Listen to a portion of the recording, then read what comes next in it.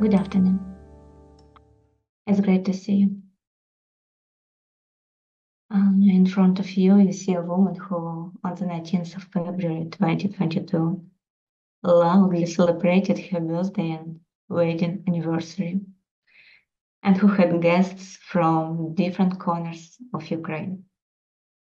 On the 23rd of February 2022, I found out that I was pregnant with a second baby. And for the 24th of February, I had plane tickets for holidays in the south of France, in Nizza. My life was colorful and active before the war. Instead of eating croissants in the south of France, I was standing for hours at the border in panic and despair. On the day we didn't manage to cross the border. As a result of that, we stayed in Ukraine for almost 2 years.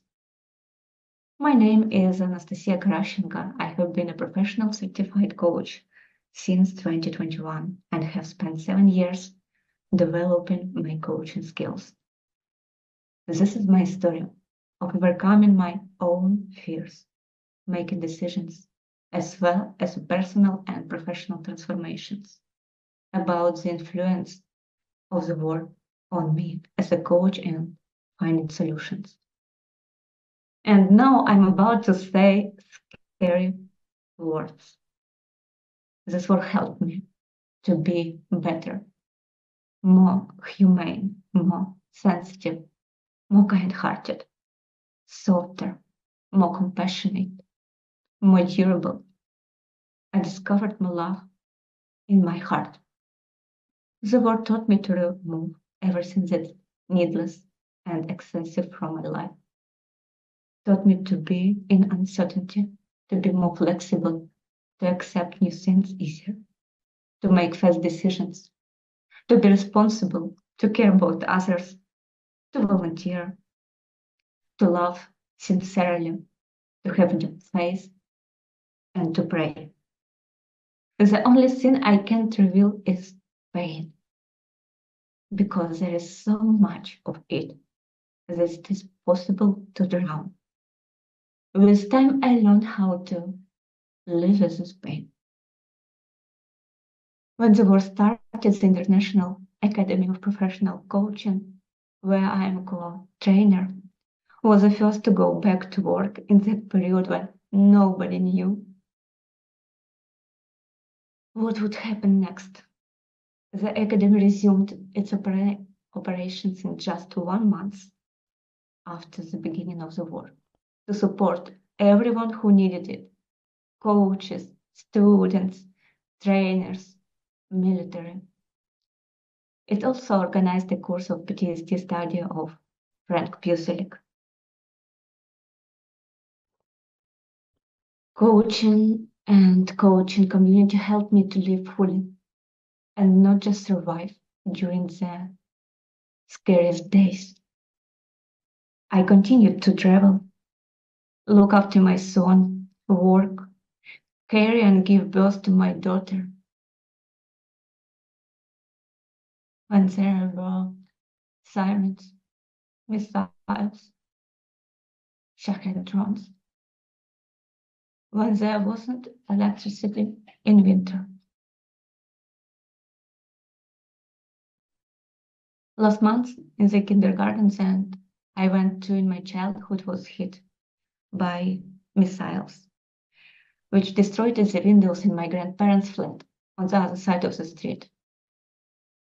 I'm really happy that my mom had convinced my grandparents to move before this happened.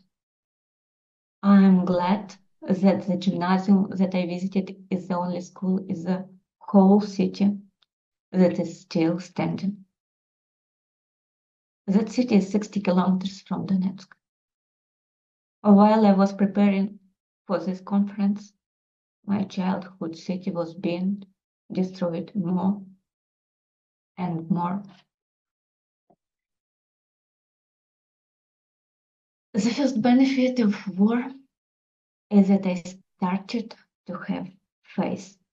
To have faith that our soldiers are the mightiest and that Ukraine will win. The second benefit is that I started to pray, because without prayer, nothing helps anymore. Faith and prayer became powerful tools in my life. My stronger love, empathy, and care in my coaching work becomes the third benefit. Now, the first thing I do at every session is ask the client how they feel, how they care about themselves. You know, I see positivity everywhere now because I woke up today and I have one more day to live. I haven't seen my grandparents for a couple of years, but they are alive and my parents care about them. I really have no idea when I will see my dad again, but I'm happy that I got the chance to see him once during the war. I am afraid of visiting my parents because they live in Dnipro. It is 85 kilometers from the front line. When crossing the border, I can wait for 10 hours at customs, and the road takes 30 hours instead of just a couple. And I'm happy too, because I have this opportunity whenever I want, because most men in my country cannot do this. We stepped away from our family development plan for almost 2 years. However, we prepared a good foundation. In the middle of December, we moved to Gdansk, and after a couple of years, we will go to work and live in the USA. To return to Ukraine with a new upgrade in 10 years and help to rebuild my country. During this couple of years, there went many offline meetings, events, conferences. But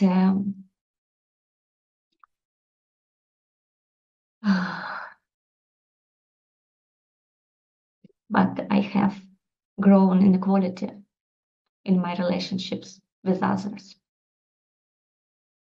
If earlier I didn't understand the aim of volunteering and selfless help, now my main goal is to touch people, to help, to support, to inspire, to build the future, and do it for a nominal fee. I have studied Gestalt therapy since 2018 and have come a long way, but I couldn't find the purpose to study at the second level, partly because all studies were offline. Now I found the purpose. I want to dive deep into the person's emotional world. Online studies are everywhere now. Everybody has gone digital. The clients got used to working online.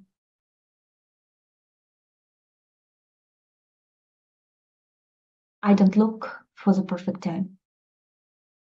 I started to live my life without putting anything off for later. Because later might not come. During the war, I started to work with a dietologist. I regained the weight I had at school. I study English. I have moved to another country. I bring up 2 kids. I work on myself and on the relationship with my husband. I do yoga, read. Almost stopped using the car. I prefer a scooter or a bicycle. I do not eat meat. My blood tests are almost perfect. I do only those things that bring me pleasure. Now my game has new rules. To live the life listening to my feelings and my heart.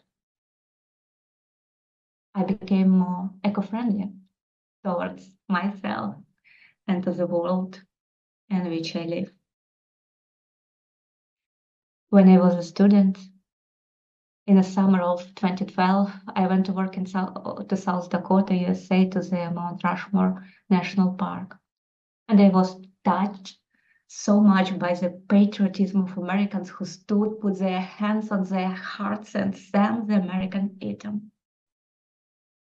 That was such a special vibe of warmth and pride which I hadn't felt before. And now I have the same feelings towards my country.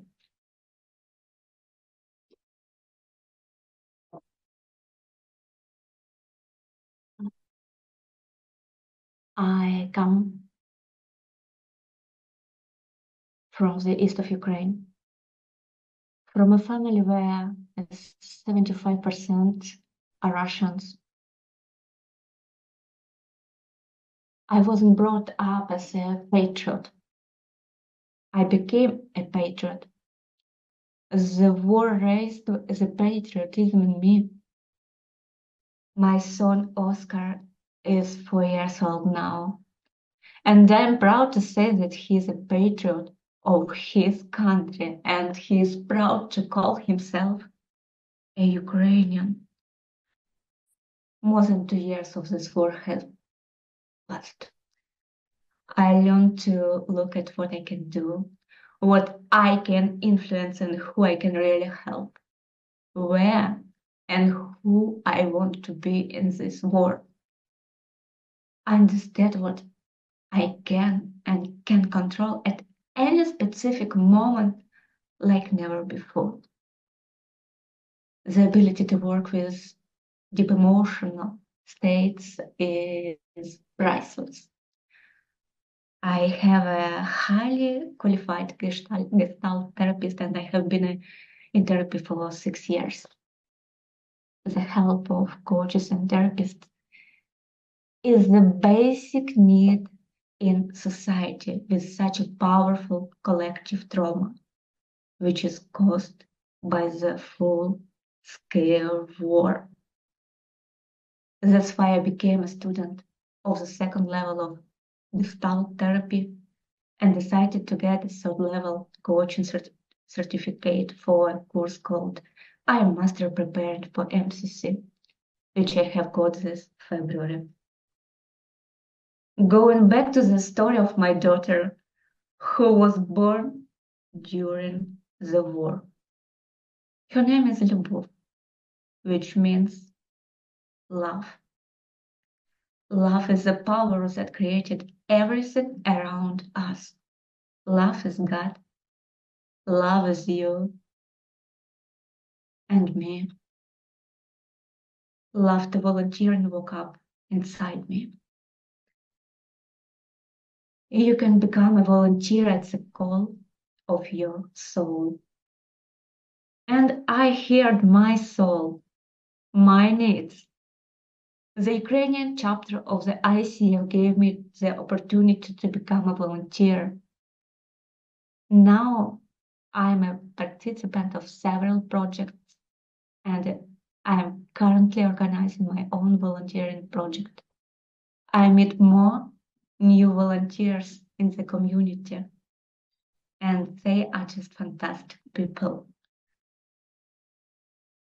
Now I have one great dream. Together with millions of other people, I'm dreaming about peace, both for the Ukrainian lands and all around the world.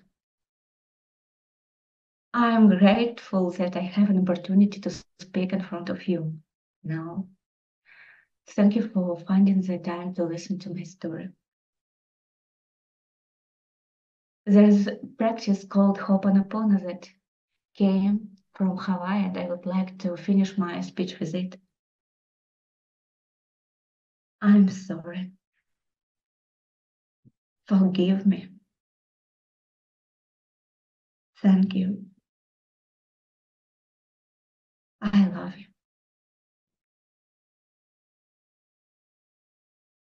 All the best to all of you. Thank you for your attention.